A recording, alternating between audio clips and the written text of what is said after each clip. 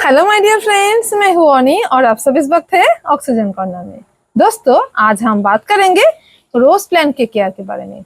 ये pre winter care of rose plant आज की टॉपिक से। तो दोस्तों, रोज प्लांट यानी कि गुलाब के पौधा, उसकी हम इस टाइम करेंगे खास केयर, क्योंकि हमें आगे आने वाली है रोज की बहुत ही अच्छा एक ब्लूमिंग सीजन। यानी कि विंटर में जो भी रोज खिलेंगे ना, उस प्लांट में 2 बड़े-बड़े साइज के होंगे और बहुत सारे नंबर्स में खिलेंगे। तो दोस्तों, हमें अभी से करनी होगी उन प्लांट्स की केयर, तो ही हमें मिल पाएंगे अपने विंटर में बहुत अच्छे फ्लावर्स। तो चलिए दोस्तों, अपने डिस्कशन को हम आगे बढ़ाते हैं। तो चलिए, तो दोस्तों, हमें कुल मिला के करने हैं कुछ 3 काम।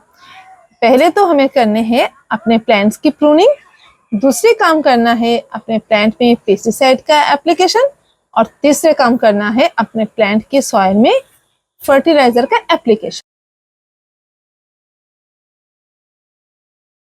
तो चलिए दोस्तों, तीनों पॉइंट पे डिटेल डिस्कशन हो गया। तो चलिए, पहले पॉइंट यानी कि प्रूनिंग।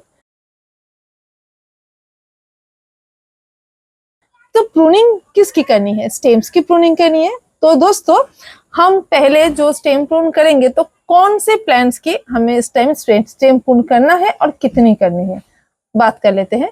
जो भी प्लांट्स बहुत छोटे हैं, जो अगर आपने स्टेम कटिंग से कुछ देसी प्लांट ग्रो किया है, देखिए दोस्तों, पहले तो मैं कह देती हूँ कि हम दोनों प्लांट्स के लिए बात करेंगे, हाइब्रिड एंड देसी, दोनों रोज के बारे में बात करेंगे। हो सकता है आपने कोई प्लांट या देसी प्लांट अपने स्टेम कटिंग से ग्रो किया है। जैसे कि देखिए, ये मेरे वाले प्लांट, इसको मैंने स्टेम कटिंग से ग्रो किया है इसी बरसात में। तो इसकी हम प्रूनिंग करेंगे। क्या करेंगे दोस्तों? कैसे? ये ऊपर के टिप के जो हिस्से हैं, वहां पर थोड़ी थोड़ी प्रूनिंग करें, इतने करके 1-2 नोट को काटेंगे, ताकि बहुत सारे ब्रांचेस आए और बहुत सारे फ्लावर खिले। फिर सिर्फ इसीलिए अभी तो फ्लावर आने में 1 मंथ बाकी है, तो उतने में ये बहुत अच्छा ग्रो करेगा, फ्लावर भी आएगा। और जो प्लांट्स 1 साल के पुराने हैं, हमने पिछले साल में लिया था, उसका क्या करेंगे दोस्तों? उसकी प्रूनिंग करनी है बहुत ज्यादा। जैसे आप इसी छोटे प्लांट को डेमोन्स्ट्रेशन के लिए आप देख लीजिए और समझ लीजिए दोस्तों। मैं बड़ा प्लांट आपको इस टाइम नहीं दिखा पा रही हूँ, किसी शॉर्ट वीडियो में जरूर मैं दिखा दूंगी मैं आपको कि मैंने कैसे प्रूनिंग किया और किस तरीके से नए पत्ते आ गए हैं। एक्चुअली मेरी प्रूनिंग तो कंप्लीट हो गई है दोस्तों, फिर नए पत्ते आ गए हैं, तो फिर इसीलिए मैं वो बता रही हूँ आपको। वो बात मैं नहीं दिखा पाऊंगी, क्योंकि आप कोई प्लांट में पत्ते स्टेम से बाकी नहीं है, तो आई मीन प्रूनिंग करना बाकी नहीं है। तो देखिए, जो भी बड़े प्लांट्स होंगे उनकी क्या कैसे करेंगे आप इस टाइम भी प्रून कर सकते हो दोस्तों। आप ये मत सोचो कि आपके टाइम चला गया है। मैंने 15 दिन पहले कर दिया है, तो फिर उनमें अभी सब पत्ते आ गए हैं। पर अगर आप अभी करोगे ना दोस्तों, तो भी चलेगा, कोई प्रॉब्लम नहीं है। तो मेरे पास उस टाइम था, तो मैंने कर लिया। तो देखिए, आपको देखना होगा जो भी प्लांट्स के पहले ढूंढिए कौन से प्लांट्स कौन से स्टेम्स पे बीमारी है, यानी कि डाइवैक्स है। जो भी प्लांट में जो भी स्टेम्स में डाइवैक्स है, पहले उन सबको हटा दो। पहले आप प्लांट को देखो। पहले कैसे देखोगे दोस्तों? देखो, नीचे की जो फर्स्ट देखना है आपको, नीचे से, ऊपर से नहीं दोस्तों, नीचे से देखो कि यहाँ पर अगर कोई डाइवैक है। डाइवैक कैसे होते हैं दोस्तों? जो ब्राउन कलर के स्टेम्स हो जाते हैं। तो अगर आपके यहाँ पर है, यहाँ से नोटिस करो, तो फिर यहाँ से काट दो। अगर यहाँ पर डाइवैक दिखा तो यहाँ से काटो, ये तो साफ बात है। पर हमें यहाँ से क्यों देखने कह रही हूँ? देखिए, अगर आपके यहाँ पर डाइवैक है और यहाँ पर फ्रेश है, तो आपको उसको देख के छोड़ के पहले जाना होगा, फिर धीरे धीरे नोटिस करते करते आप नीचे देखोगे। पर अगर आप नीचे से देखोगे, अगर नीचे डाइवैक हो, तो आप तो पूरे स्टेम को नहीं ले पाओगे ना। अगर ऊपर डाइवैक है, तो वहां से छोटे सा कट करने से ये स्टेम इतना स्टेम में बचा सकते हो। पर अगर आप यहाँ से करोगे, तो यहाँ पर डाइवैक होगा, तो इतने से कभी भी बचा नहीं सकोगे। तो पहले देखना है आपको नीचे की हिस्सा कैसा है। तो इस तरीके से आपको नीचे से देखना है, फिर धीरे धीरे ऊपर जाना है। समझ आ गई दोस्तों? फिर आपको देखना है, पहले डिजीजेस वाला स्टेम्स को हटा दो। फिर उसके बाद आप ढूंढो, देखो कितने सारे पत्ते आपके बचे हैं। स्टेम्स बचे हैं पहले देखो, फिर ऊपर से आपको प्रून कर करके थोड़ा सा छोटा कर दो, मीडियम हाइट का कर दो। जैसे कि देखिए इतना आपका जैसा प्लांट है, एक्चुअली आपका प्लांट जितना बड़ा है वैसे देखो बहुत बढ़ गया है, तो फिर आप उसी हिसाब से करना है आपको, तो बहुत हार्ड नहीं करना है एक्चुअली, ये बात है। तो आपको थोड़ा थोड़ा जो भी लेगी, जो जो थोड़ा सा पतला ब्रांचेस है, लेगी तो नहीं होंगे, थोड़ा सा पतला ब्रांचेस होंगे, उन सबको आप काटो। जो मोटे मोटे स्टेम्स है उनको रखने की कोशिश करो। फिर अभी आपको जो जितने पत्ते हैं दोस्तों प्लांट्स में सबको हटा दो, कैंची ले लो, छोटा सा एक प्रूनर को छोड़ो, फिर कैंची लेके सब पत्तों को हटा दो। ऐसे टेयर मत करो, आई मीन जो ऐसे फाड़ो मत, आप तो कैंची से शार्प कट करो, शार्प कट, आपको ऐसे खींच के तोड़ना नहीं है, ठीक है। फिर शार्प कट करके सब पत्तों को हटा दो, फिर उसके बाद प्रूनिंग हो गई। तो दोस्तों अभी आपकी दिमाग में, किसी किसी के दिमाग में तो ये आ ही गई है कि हम प्रूनिंग तो कर रहे हैं, तो क्या हम रिपोर्टिंग करें? तो दोस्तों रिपोर्टिंग भी हमें नहीं करनी है, पर अगर कोई प्रॉब्लम नहीं है तो नहीं करनी है। कैसे कैसे प्रॉब्लम? जैसे कि देखिए, अगर आपके प्लांट के जो पॉट है, जिस पॉट में है वो पॉट टूट नहीं गया है तो रिपोर्टिंग नहीं करना है। अगर आपके प्लांट रूट बाउंड नहीं हो गया है पॉट में तो भी रिपोर्टिंग नहीं करनी है।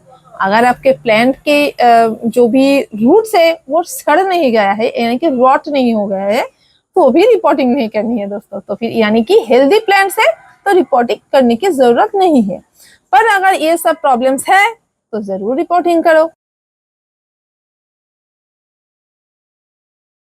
चलो रिपोर्टिंग पे भी थोड़ी बहुत बात कर लेते हैं हम। देखिए, अगर आपके पॉट टूट गया है तो फिर आप एक बार चेक कर लीजिए कि आपके प्लांट का रूट तो बाउंड नहीं हो गया है। अगर रूट बाउंड है तो फिर अब जरूर एक साइज बड़ा पॉट दे दो, रूट को मत काटो इस टाइम, ठीक है। ये मेरी सजेशन है कि रूट को नहीं काटना है, क्योंकि इस टाइम फ्लावर आएगा तो वो रूट को रिपेयर करने में थोड़ा सा वक्त लगाएगा, तो और ज्यादा टाइम तो बाकी नहीं है ना दोस्तों। तो फिर हम इस टाइम रूट को नहीं काटेंगे, थोड़ा सा बड़ा पॉट दे देंगे। और अगर आपका रूट बाउंड हो ही गया है, अगर आपने नहीं भी तोड़ा है, नहीं टूटा है आपका पॉट आई मीन, तो फिर भी रूट बाउंड की हालत में आपको यही काम करना है। तो फिर दोस्तों आपको पता कैसे चलेगा कि रूट बाउंड हो गया है? अगर आप देखोगे आपके प्लांट की सॉइल में आप पानी दे रहे हो और बहुत जल्दी सूख रहा है, तो आपको पता चलेगा कि आपके प्लांट का रूट बाउंड हो गया है। और अगर देखोगे कि प्लांट ठीक से बढ़ ही नहीं रहा है, जो पत्ते निकल रहे हैं छोटे छोटे हो रहे हैं साइज में, तो समझ लेना दोस्तों कि इसकी रूट बाउंड हो गई है। और अगर आपको देखो कि जो प्लांट है जिस तरीके से बढ़नी चाहिए उस तरीके से उतनी ग्रोथ इसकी नहीं है, तो भी दोस्तों रूट बाउंड की साइन हो सकती है। अगर आपके किस तरीके से, देखिए ये तो रूट रॉट की भी साइन हो सकती है दोस्तों, तो रूट बाउंड की भी साइन हो सकती है। कैसे पता चलेगा दोस्तों कि रूट बाउंड है या रूट रॉट है? अगर आपका देखा कि प्लांट की जो भी स्टेम्स है दोस्तों बहुत बड़ा है, बहुत ज्यादा बढ़ गया है, तो फिर ये प्रॉब्लम्स आ रही है, तो आपको समझ लेना होगा दोस्तों रूट ठीक है पर रूट बाउंड हो गया है, यानी कि पॉट छोटे पड़ रहे हैं आपके, ये है। और अगर देखोगे कि बिल्कुल ग्रोथ ही नहीं है प्लांट की, तो आपको समझ में आएगा दोस्तों छोटा सा प्लांट है, फिर छोटे छोटे पत्ते आ रहे हैं, छोटे छोटे स्टेम्स आ रहे हैं, अच्छे तरीके से ग्रोथ नहीं है, तो आप समझ लेना जड़ में सड़न है, तो फिर इसीलिए ये प्रॉब्लम आ रही है। तो उसी हालत में भी दोस्तों आपको करनी होगी रिपोर्टिंग। दोनों हालत में रिपोर्टिंग करनी है, पर डिफरेंस क्या है दोस्तों? जिसकी रूट बाउंड हो गई है उसको आप एक साइज बड़ा पॉट में दे दो तो बेहतर होगा इस टाइम के लिए। इस टाइम आप रूट को मत प्रून करो। और अगर आपकी रूट में सड़न हो रही है दोस्तों, तो उस हालत में क्या करोगे? उस हालत में भी आपको रिपोर्टिंग करनी है, आपको प्लांट को उठाना है, फिर आप देखोगे कि उसकी कितनी ज्यादा सड़न है, यानी कि कितने रूट अच्छे हैं और कितने रूट खराब हो गए हैं। जितने रूट खराब हो गए हैं, तो फिर अगर आपको देखा कि प्लांट के रूट रॉट है, तो फिर उठा के फिर आप ढूंढिए कि कितना झाड़ के आप देखो कि अच्छे तरीके से रूट को ट्रिम कर दो, कि जहां पर सड़न है उसको बाहर निकल दो। फ्रेश रूट को बिल्कुल ट्रिम मत करो, जो सड़न है उनको हटा दो। फिर हटाने के बाद उसमें उसको थोड़ा सा आप जो हाइड्रोजन पेरोक्साइड है, तो 2 ml 1 लीटर की पानी में सॉल्यूशन तैयार करो और एक छोटा सा बाल्टी ले लो या तो कुछ पॉट ऐसे कुछ बड़ा सा ले लो। फिर उसके अंदर उस प्लांट को विथ वो जो जड़ है उसकी जड़ को डिप करके रखो, वो भी 10 से 15 मिनट तक डिप करके रखो। फिर उसके बाद उठा के उसको फ्रेश सॉइल मीडिया में आप रिपोर्ट करो। फिर उसी हालत में आपको पॉट की साइज क्या करनी है दोस्तों, जैसे कि जिसकी रूट बाउंड थी मैंने उसको कहा कि एक साइज बड़ा पॉट देना है, नहीं तो उसके रूट को नहीं काटना है, बड़ा पॉट दे दो, एक साइज बड़ा देना, बहुत ज्यादा बड़ा भी मत देना दोस्तों। और जिसकी सड़न है ना उसको एक साइज छोटा दो, एक साइज या 2 साइज, ये तो आपकी रूट के ऊपर डिपेंड करती है दोस्तों। आपकी रूट जोन जितनी बड़ी होगी उससे थोड़ा सा बड़ा देना है, बहुत बड़ा पॉट नहीं देना है, नहीं तो फिर से सड़न आएगी दोस्तों आपकी प्लांट की रूट में। ठीक है, इस बात के ध्यान जरूर रखें। तो ठीक से पॉट का चयन करना बहुत ही जरूरी होता है। अभी दोस्तों बात आती है, अगर हमें रिपोर्टिंग करनी है तो सॉइल मीडिया की बात तो जरूर आएगी ना दोस्तों। तो किस तरीके से सॉइल मीडिया आप दोगे जो बिगिनर्स हमारी रोज लवर है उनके लिए। तो मैं जो इस्तेमाल करती हूँ मैं वही कहूंगी। देखिए, जो भी आप सॉइल लोगे, garden soil, plain garden soil ले लो, उसके साथ आपको मिलाना होगा एक हिस्सा गार्डन सॉइल, इक्वल क्वांटिटी में आप एक हिस्सा ले लो गार्डन सॉइल, एक हिस्सा ले लो ग्रेवल, यानी कि जो कंकर होते हैं वो ले लो। अगर कंकर नहीं है आपके पास, अवेलेबल नहीं है, तो आप सिंडर को खरीद के ले सकते हो। इस टाइम सब गार्डनर सिंडर बहुत इस्तेमाल करते हैं, तो आपको सिंडर बहुत आसानी से मिल सकते हैं, और मुझे सिंडर पसंद है। मैं भी इस साल जो भी रोज प्लांट अगर मैं लगा रही हूँ या रिपोर्ट करूंगी ना, तो मैं उनको सिंडर में करना पसंद करूंगी। उन जो करते हैं कि ओनली सिंडर में, मैं ओनली सिंडर में नहीं करूंगी, मैं सॉइल के साथ मिक्स करूंगी। किस तरीके से मैं वही बता रही हूँ। एक हिस्सा गार्डन सॉइल, एक हिस्सा सिंडर या तो ग्रेवल जो ड्रेन आउट होने में सहायता होगी, और एक हिस्सा होगी दोस्तों अपनी कंपोस्ट, भर्मी या तो काउडांग कंपोस्ट। काउडांग कंपोस्ट बहुत अच्छी फर्टिलाइजर होती है दोस्तों, रोज के लिए ले लो। और एक हिस्सा दोस्तों आपको लेना है कोकोपीट। कोकोपीट दे दो तो अपना जो प्लांट की जो रूट है ना उसमें एयर भी रहेगी और मॉइस्चराइजर भी रहेगी। ये जो रोज प्लांट है ये वेल ड्रेन मिट्टी पसंद करता है, पर मॉइस्चराइजर भी चाहिए दोस्तों इसकी सॉइल में, बिल्कुल सूखा ऐसे नहीं होना है।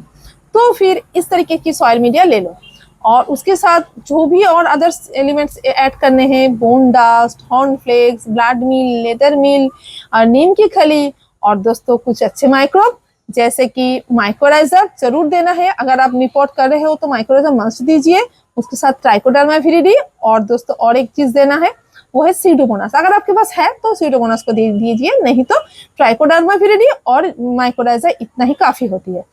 बस उसको देके आप स्नेह सॉइल मिक्सर में डाल दो। ओके, अभी दोस्तों आती है हमारी पेस्टिसाइड की बात, दूसरी पॉइंट पे आती है। अभी पहली वाली पॉइंट चलेगी, अभी दूसरी वाली पॉइंट पे जो हम पेस्टिसाइड का इस्तेमाल करेंगे। देखिए, हमने जिस प्लांट्स के रिपोर्टिंग नहीं किया है या तो रिपोर्टिंग किया है, प्रूनिंग तो किया है ना सबकी, तो फिर नए नए पत्ते आएंगे स्टेम्स के ऊपर, कुछ 1 वीक के अंदर ही नए नए पत्ते आने शुरू हो जाएंगे। फिर आपको 1 वीक से पहले ही, आप पहले सबको जब काटोगे ना, प्रून करोगे, प्रून करने के बाद जो भी कटा हुआ हिस्सा होगा वहां पर आप फंजीसाइड तो दे ही दोगे। फिर फंजीसाइड दे दो। अच्छा, आपके पास अगर फंजीसाइड के नहीं है कुछ तुरंत, तो फिर नेल पॉलिश, ये जो हम नेल पे लगाते हैं वो नेल पॉलिश भी दे सकते हो दोस्तों। वॉक्स से भी कवर कर सकते हो जो कटा हुआ हिस्सा है उसको, यानी कि आपको मॉइस्चराइजर को भी लॉक करना है और फिर बाहर से इन्फेक्शन भी नहीं होने देना है, इसीलिए वो सील करते हैं। ठीक है, तो फिर चलिए, हमने फंजीसाइड बेस्ड है। अब फंजीसाइड है तो फंजीसाइड दीजिए, हल्दी का पाउडर भी दे सकते हो दोस्तों, दालचीनी का पाउडर भी दे सकते हो। ये बात मैं भूल गई थी, दालचीनी का पाउडर करके आप इसके आप उसके जो कटे हुए हिस्से है वहां पर दे दीजिएगा। फिर जो बात है पेस्टिसाइड वाली बात सुनिए, जो हमने काट दिया, प्लांट में कोई पत्ते नहीं है, अभी एक बार नीम ऑयल का स्प्रे करते हैं, प्लेन बॉडी में नीम ऑयल का स्प्रे कीजिए। फिर एक बार जब नए नए पत्ते आएंगे तो हल्का सा एक कॉन्फिडर का स्प्रे कर दीजिए। हल्का सा मैंने क्यों कहा, 0.5 ml, 1 ml भी मत लीजिएगा। तो 1 ml आप 2 लीटर की पानी में घोलिए तो चलेगा। तो 0.5 ml 1 लीटर के हिसाब से, यानी कि 1 ml अगर लोगे तो 2 लीटर पानी ले लोगे। हल्का सा देना है क्योंकि छोटे छोटे पत्ते हैं ना, बहुत हार्ड नहीं देना है। फिर उसके बाद अब उसको स्प्रे करके छोड़ दो, नहीं तो दोस्तों पत्तों में अटैक करेंगे। मैंने नहीं किया है तो मेरे पत्तों में अटैक हो गई है ऑलरेडी, तो मुझे देना ही है। मुझे टाइम नहीं मिला था दोस्तों, तो इसलिए मैं दे नहीं पाई। और दोस्तों और एक बात है, आप पेस्टिसाइड का अप्लाई कब करोगे? शाम की टाइम। इस तरीके से शाम की टाइम जो बिल्कुल सूरज डूबने वाली है उसके पहले आप कर दो, क्योंकि हमारी जो पॉलिनेटर्स है वो शाम के टाइम चले जाते हैं, और गुड जो पॉलिनेटर जो हमारे फायदा करते हैं वो सुबह की टाइम आती है। तो सुबह की टाइम प्लीज मत दीजिएगा। एनवायरनमेंट को भी बचाना है हमें, हमारे ये भी ड्यूटी है, सिर्फ फ्लावर को नहीं देखना है। तो आप प्लीज शाम की टाइम दीजिएगा, ये मेरी रिक्वेस्ट है आप सबसे। तो चलिए, शाम की टाइम हो गई, और पेस्टिसाइड का स्प्रे ऐसे दीजिए। फिर आप देखिए आप कितने दिन बाद फिर दोगे। आपको 1 वीक बाद आपको फिर से देना होगा एक बार कॉन्फिडर का फिर से स्प्रे। देखिए दोस्तों, अगर आप देख रहे हो कि आपके प्लांट पे ज्यादा अटैक्स नहीं है, कोई पेस्ट का कोई प्रॉब्लम नहीं आ रही है, आजू बाजू के प्लांट्स में भी कोई प्रॉब्लम नहीं आ रही है, तो फिर 1 वीक पे नहीं दोस्तों, 15 डेज में भी एक बार आप कर सकते हो। मैं बहुत ज्यादा पेस्टिसाइड का अप्लाई करने के खिलाफ हूँ। आप चाहो तो एक काम कर सकते हो दोस्तों, जब भी कॉन्फिडर दे रहे हो नेक्स्ट वीक में आप एक बार नीम ऑयल का स्प्रे कर दो, फिर और अगले वीक में एक बार कॉन्फिडर दे दो, यानी कि 15 डेज के गैप में कॉन्फिडर और 15 और इसके बीच में एक बार नीम ऑयल। इस तरीके से स्प्रे आप कर सकते हो, तो ज्यादा पेस्टिसाइड का अप्लाई करना नहीं होगा। तो चलिए, अभी तीसरा पॉइंट आती है दोस्तों। तीसरे पॉइंट में है फर्टिलाइजर। तो हमें किस तरीके की फर्टिलाइजर देनी है दोस्तों अपने प्लांट पे? तो देखिए जिस प्लांट को हमने रिपोर्टिंग किया है उसकी सॉइल में हमने एक ऑर्गेनिक सॉलिड फूड की बात कहा था, जो बोनडास्ट, हॉर्नफ्लेक्स ये सब डाला। वो सब आप अगर रिपोर्टिंग नहीं कर रहे हो, आपकी प्लांट हेल्दी है, तो आप क्या करोगे दोस्तों?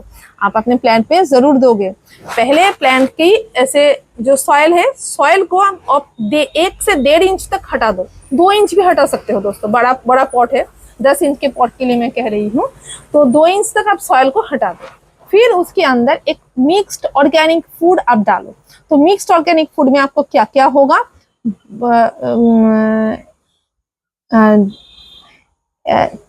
आप देखिए, 1 मुट्ठी 10 इंच के पॉट के लिए 1 मुट्ठी वर्मी कंपोस्ट या तो काउडंग कंपोस्ट आप ले सकते हो। आपको लीफ कंपोस्ट भी बहुत अच्छी होती है दोस्तों रोज प्लांट के लिए, आप उसका भी इस्तेमाल कर सकते हो। आप अपने सॉइल जब तैयार कर रहे हो उसके वक्त अगर आपके पास लीफ कंपोस्ट है तब उसको भी जरूर डाला कीजिए, बहुत अच्छी होती है दोस्तों। बिल्कुल वो जो मैंने कहा ना कोकोपीट की बात, तो कोकोपीट को तरह ही के काम करेगा। अगर कोकोपीट नहीं है तो अगर लीफ कंपोस्ट है तो बेस्ट है दोस्तों, और भी अच्छी है। तो चलिए, अभी हम ये सब डालें, और उसके साथ आपको डालना होगा 2 चम्मच बोनडास्ट, 2 चम्मच एक चम्मच हॉर्नफ्लेक्स, 1 चम्मच ब्लड मिल, 1 चम्मच लेदर मिल, इसी हिसाब से 10 इंच के पॉट के लिए। और दोस्तों और 1 चम्मच आपको डालना है मस्टर्ड केक की फर्टिलाइजर, मस्टर्ड केक की डस्ट, यानी कि मिक्सी में डस्ट कीजिए और उसको डालिए। और 1 चम्मच दोस्तों आपको डालना होगा जो ग्राउंड नट केक है उसको, सबको मिला के। और हाँ, नीम की केक वो तो जरूर डालना है, वो भी आपको दोस्तों हाफ चम्मच तक 1 चम्मच डाल दो, 1 चम्मच डाल दो आप सॉइल में, तो अच्छी है। फिर क्या करना है, आपको डालनी है ग्रैन्युलर माइक्रोन्यूट्रिएंट, उसके साथ ये सब डाल के आप एक बार पूरे इसको डाल दो, फिर उसके ऊपर सॉइल चढ़ा दो। ठीक है, अभी दोस्तों आपको 1 वीक जाने दो। ठीक है, 1 वीक के बाद इसको थोड़ा सा मिलने दो, फिर उसके बाद आप दोगे कुछ चीज जो कि है इप्सम सॉल्ट। ठीक है, इप्सम सब कि मैग्नीशियम सल्फेट, ये बहुत जरूरी होती है दोस्तों। आप चाहो तो जो आप ऑर्गेनिक फूड दे रहे हो उसी टाइम भी डाल सकते हो, कोई खतरा नहीं है। चलो, तो अगर आप 1 वीक रुकते हो तो और भी अच्छी बात है। तो फिर उसके अंदर आप दे दो मैग्नीशियम सल्फेट, और देना है आपको एक एसिड देना है। कौन सी? जो ह्यूमिक एसिड होती है, हम जो इस्तेमाल करते हैं, ह्यूमिक एसिड जरूर दीजिएगा इस टाइम। प्लांट की सॉइल को हेल्थ का बहुत जरूरत होती है, हेल्थ के लिए, तो ह्यूमिक एसिड डाल दीजिए। और दोस्तों आपको डालना होगा AN3 माइक्रोब्स। वो जैसे कि मैंने सॉइल को तैयार करते वक्त जो भी माइक्रोब्स की बात कहा था, वही माइक्रोब्स को अगर आपने रिपोर्टिंग नहीं किया है तो फिर इसकी सॉइल में तो अभी नहीं होगा, तो आप इसी हालत में इसको दीजिएगा माइकोराइजा, ट्राइकोडर्मा विरिडी, सुडोमोनास, इस सबको शाम की टाइम दीजिएगा। फर्टिलाइजर सुबह के टाइम दीजिए या तो शाम के टाइम, सब चलेगा, पर माइक्रोब्स को जरूर दोस्तों शाम के टाइम डालिए, नहीं तो उसको वो धूप में वो मर जाएगा। तो आप पहले शाम के टाइम डाल दीजिए तो पूरे रात में वो सेट हो जाएगी अपने प्लांट के सॉइल में, रूट जोन में, फिर धूप आएगी तो प्रॉब्लम नहीं होगी दोस्तों।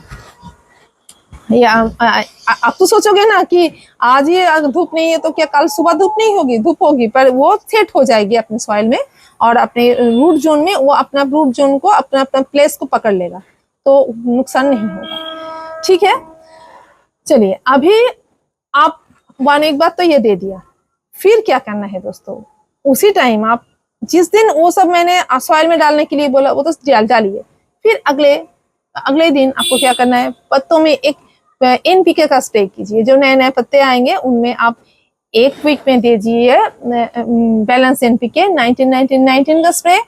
दूसरी वीक में आप दे दीजिएगा वो जो 12-61-0 का स्प्रे, पत्ते आएंगे अच्छी तरीके से। और दोस्तों और एक काम कर सकते हो, अगर आपके पास इतने सारे एनपीके नहीं है तो आप डीएपी के दाने है ना, तो डीएपी के दाने दोस्तों जितने इंच के पॉट है उतने दाने आप सॉइल में डाल दो। ठीक है, कितने बार डालना है दोस्तों, एक ही बार डालना है, जब पत्ते नए नए पत्ते निकल रहे हैं तो उसी टाइम आप एक बार सॉइल में डाल दीजिए, तो प्लांट की ग्रोथ के लिए जरूरी है, और आगे नहीं डालना है। फिर जब प्लांट ग्रो हो जाएगा, बड़े बड़े पत्ते आएंगे, बड़े ब्रांचेस आएंगे, फ्लावर आने वाली टाइम होगी, तो उस पर डाल देना है आपको पोटाश। सॉइल में डाल सकते हो पोटाश, ऑर्गेनिक पोटाश डाल सकते हो, लाल वाली पोटाश डाल सकते हो, या तो दोस्तों 0050 का स्प्रे भी कर सकते हो जिस टाइम फ्लावर आएगा। अगर आप पत्ते में स्प्रे कर रहे हो, आप अगर वो सब आपके पास है तो आप उसको 0050 का स्प्रे जरूर कीजिए। मेरी ख्याल से सॉइल में जो भी ऑर्गेनिक आपने दिया ये बहुत अच्छी है, सॉइल में कम दिया कीजिए जो भी आपने, मैंने कहा कि जो केमिकल फर्टिलाइजर्स होते हैं, अच्छी कोई प्रॉब्लम नहीं है, पर जरा अगर ज्यादा हो गई ना तो प्लांट को खतरा हो सकती है, और हमने जो माइक्रोब डाला है ना तो उसको भी थोड़ा सा हर्ष लग सकता है, तो फिर थोड़ा कम अमाउंट में डाला कीजिए। अगर सॉइल में डालना है तो आप अगर नए हैं तो फिर आप पहले ट्राई करना है, मैंने कहा तो जितने इंच के पॉट है तो उतने दाने, उतने भी मत डालो, अगर नए हो तो हाफ डालो, यानी कि 10 इंच के पॉट है तो 5 दाने डालो, देखो प्लांट में कोई प्रॉब्लम तो नहीं है, फिर आप डालो और एक बार, तो खतरा नहीं है ना, इसीलिए। और अपने प्लांट में आप जो, मैं तो डालती हूँ दोस्तों जो मस्टर्ड केक की जो लिक्विड फर्टिलाइजर होती है, बहुत पतला करके मैं वो भी डालती हूँ, वो हर एक 15 डेज के बाद मैं डाल देती हूँ।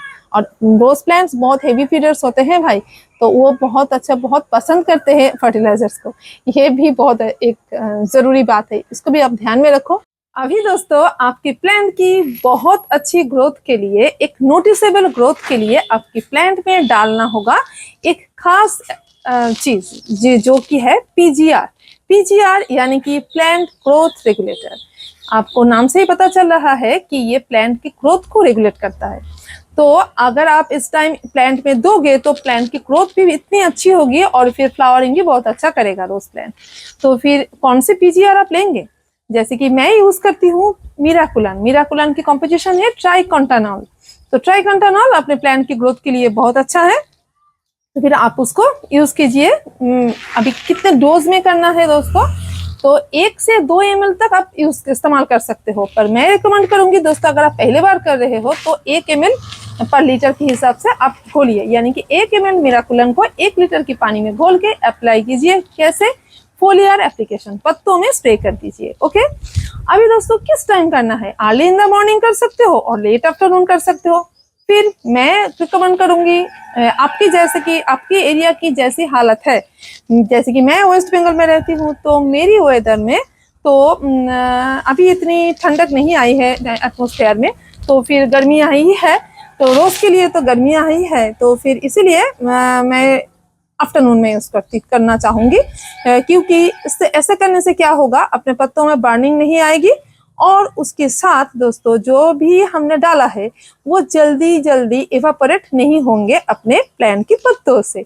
तो फिर शाम की टाइम बेस्ट टाइम है मेरे हिसाब से। अगर आपके वहां पर जैसे एटमॉस्फेयर है आप उसी हिसाब से कीजिएगा, बहुत ठंडक है तो फिर आप सुबह कर सकते हो दोस्तों, जैसे आपके एटमॉस्फेयर है। अभी दोस्तों कितने फ्रीक्वेंसी में डालना है, देखिए 15 डेज से 1 मंथ तक आपका प्लांट में एक बार इस्तेमाल करके देखो कि कैसा अपना उसका रिस्पॉन्स है, तो फिर आप 15 डेज में और एक बार डाल सकते हो। एक बार दिया, कोई पत्तों में बार्निंग कुछ नहीं आई, तो 15 डेज में और एक बार डाल दो, अच्छी है। इसी सीजन में, ये फ्लावरिंग वाले सीजन में आप 15 डेज, एक बार 15 डेज के बाद डालो, फिर 1 मंथ के बाद एक बार डालो, ठीक है। तो पत्तों में डालना, ओके, आई मीन फोलियर एप्लीकेशन करना है। तो दोस्तों, अपने रोज प्लांट को आप फीड कीजिए उसकी अकॉर्डिंग, ज्यादा भी नहीं करना है ताकि ये पत्ते जल जाए, प्लांट खराब हो जाए, और इतने कम भी नहीं देना है ताकि इनका ग्रोथ ना हो, अच्छी तरीके से फ्लावरिंग ना करे। ख्याल रखना है कि ये हेवी फीडर्स है। तो चलिए दोस्तों, आज के लिए इतना ही था। उम्मीद करती हूँ ये विंटर में आपके गार्डन में बहुत अच्छे तरीके से रोज ग्रो करेंगे और अच्छे अच्छे फ्लावर भी खिलेंगे। तो फिर से मिलते हैं किसी नए वीडियो में किसी नए टॉपिक्स के साथ। तब तक के लिए बाय। और अगर आपकी आज अगर आपको मेरी वीडियो अच्छी लगी है तो फिर please like, comment, share and हाँ, सब्सक्राइब नहीं किया है तो फिर please subscribe my channel. Thank you. Happy gardening friends. Bye.